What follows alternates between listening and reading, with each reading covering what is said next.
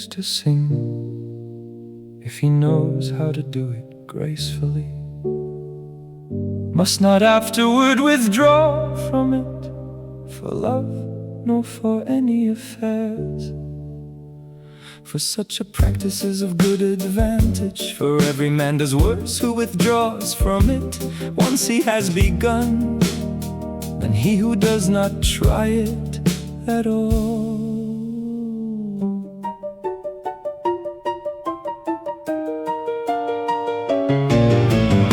And since my lady does not send me greetings or anything to brighten me, nor wishes me to return toward her, singing can hardly delight me. For if I were joyful and bright every day, I would know how to make a gay song of the good I wish her, and of true praise. If she has held me on trial to know if I am false to her, I do not at all turn away from her for that. Rather I know that I am more dear to her, for thus it befits a lady to guard herself, for she should test the one in whom she best takes pleasure. She makes amends for those torments afterward when the time comes. Therefore I do not wish that ever slanderers or ill speakers should deceive me, so that any other suitor might be my equal in her love. And let courting teach me to take in peace all that pleases my lady, for he is a foolish fruit who is dismayed by every harm.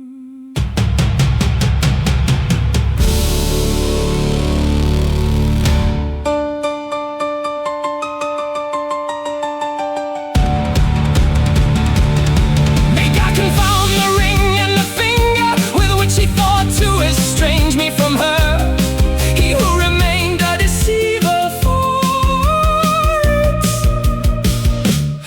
And you, lady, to whom the glance belongs, may it please you that my humble prayer make me come with you to a place where I may lie, as does a lover who holds his lady and kisses her. For by the faith I owe my pastorate, it would not otherwise seem to me that I could endure it much. For the fire of love is so spread in me that I am almost wholly burned by it. And if through you, beloved, it is not swept away from me, there is no lady who could ever draw it from my heart.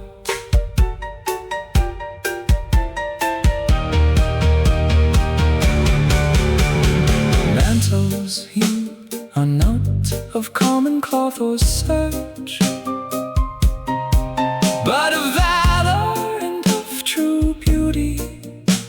May God save my art yard and his gay court, for he maintains worth always, whoever may bring it down.